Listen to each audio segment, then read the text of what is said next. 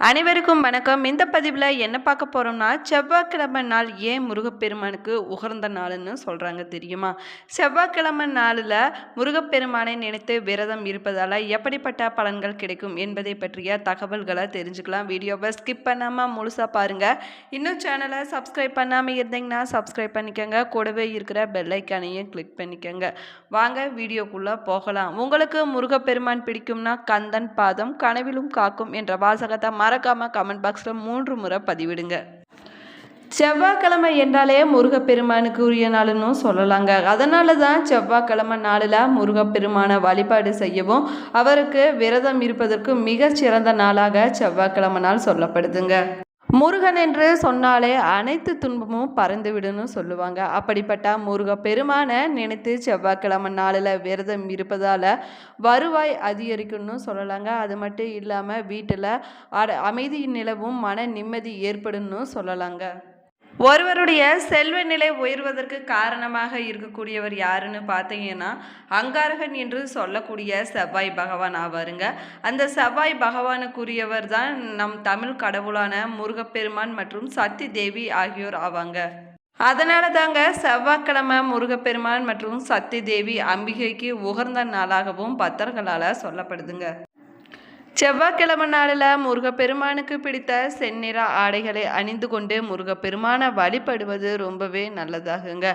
அதே போல் செந்நிற நெய்வேத்தியம் கனிகளை வைத்து தீபாராதனை செய்து வழிபடுவதால் நம்ம வாழ்க்கையில் இருக்கக்கூடிய தங்குதடைகள் அனைத்துமே விலகி வாழ்க்கை ரொம்பவே சீராக இருக்குன்னு சொல்லலாங்க. அது மட்டும் இல்லாமல் எதிர்பாராத அளவுக்கு புகழும் சக்தியும் கிடைக்குங்க. அது மட்டும் இல்லாமல் நல்ல மங்கள நிகழ்ச்சிகள் நடப்பதற்கான வாய்ப்புகளும் இருக்குதுங்க.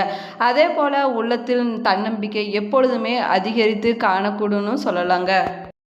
அதே போல முருகனுடைய வேலை வணங்குவது என் வேலை என வீட்டில் வேல் வைத்து வழிபடுவது ரொம்பவே நல்லதாகுங்க. அது மட்டும் இல்லாமல் வீட்டு பூஜை அறையில் வேல் வைத்து அதன் இருபுறமும் 2 விளக்குகளில் ஒவ்வொன்றிலும் 3 திரிகள் என 6 தீபங்கள் ஏற்றி வழிபட்டு வந்தால் நம்ம வாழ்க்கையில் இருக்கக்கூடிய அனைத்து பிரச்சனைகளுமே தீர்ந்து வாழ்க்கை சீரும் சிறப்பும் பெறும்னு சொல்லலாங்க. அதே போல் நம்ம செவ்வாய்க்கிழமை நாளில் முருகப்பெருமானை விரதம் இருந்து வழிபாடு செய்யும் பொழுது முருகப்பெருமான் வள்ளி மற்றும் தெய்வானையுடன் இருக்கக்கூடிய முருகப்பெருமான் படத்தை வைத்து வணங்குவது ஒரு சிறப்பான பலன்களை கொடுக்குன்னு சொல்லலாங்க. அது மட்டும் இல்லாமல் விரதத்தை தொடங்கும் போது முருகப்பெருமானின் அண்ணனும் முழு முதற் கடவுளுமான விநாயகப் பெருமானை வணங்கிவிட்டு விரதத்தை தொடங்குவது ரொம்பவே நல்லதாகுங்க. கார்த்திகேயன் அன்னதான பிரபு என்பதால் இந்த விரதத்தை நீங்கள் கடைபிடிக்கும் போது உங்களால் முடிந்த அளவு அன்னதானம் செய்வது மிகவும் சிறப்பான பலன்களை கொடுக்குன்னு சொல்லலாங்க. அது மட்டும் இல்லாமல் முருகப்பெருமானுடைய அருளை முழுமையாக பெற்றுத்தருன்னு சொல்லப்படுதுங்க. முருகப்பெருமானுக்கு உகந்த நட்சத்திரமான கார்த்திகை நட்சத்திரமும் விசாக நட்சத்திரமும் இருக்குதுங்க. முருகப்பெருமானுக்கு உரிய கார்த்திகை விசாக நட்சத்திரம் செவ்வாய்க்கிழமை நாளில் அமைந்து வருவது அன்றைய நாளில் நம்ம விரதத்தை மேற்கொள்ளுவது அந்த விரதத்திற்கு பலம் மிக அதிகம்னு சொல்லலாங்க. அதே போல் நட்சத்திரங்களில் கார்த்திகை விசாகம் முருகப்பெருமானுக்கு சிறப்பானது போல சஷ்டி திதியும் மிகவும் சிறப்பானதாகவும் சொல்லப்படுதுங்க. இந்த சஷ்டி திதியில் விரதம் இருந்தோம்னா அகப்பையில் குழந்தை வரும் என்பது முன்னோர்களின் அருள்வாக்காகவும் சொல்லப்படுதுங்க.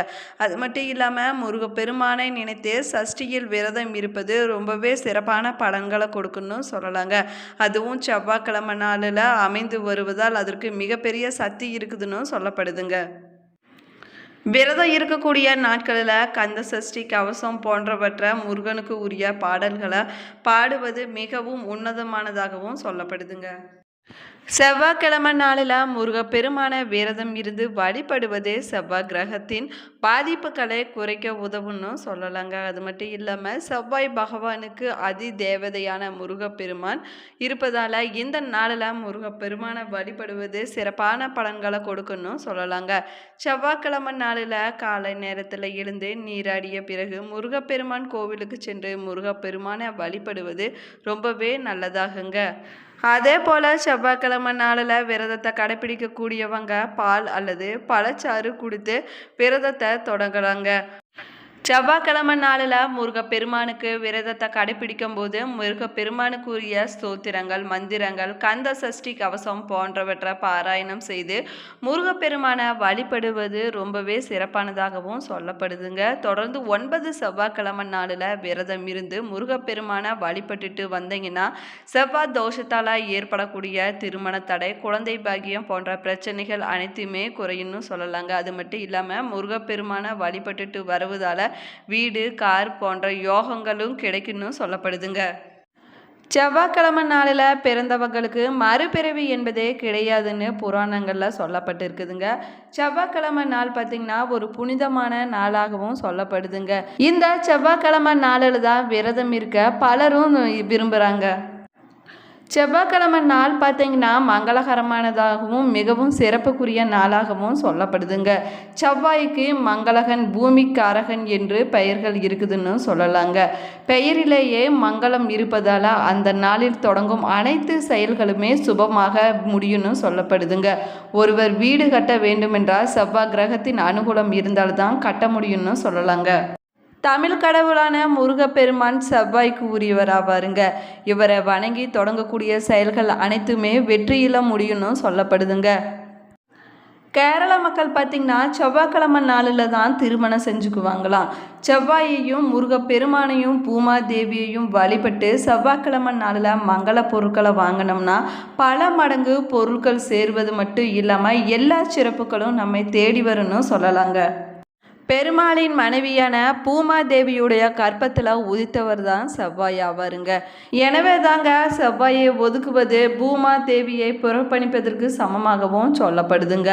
பூமாதேவியின் கர்ப்பத்தில் உதித்தவனும் மின்னலை போன்ற ஒளி கொண்டவனும் குமாரனும் சக்தி ஆயுதம் தாங்கியவனும் பெருமை மிக்க மங்களகாரனும் ஆகிய செவ்வாயை போற்றுகிறோம் என்று பெரியவர்கள் போற்றி வழிபட்டிருக்கிறாங்க.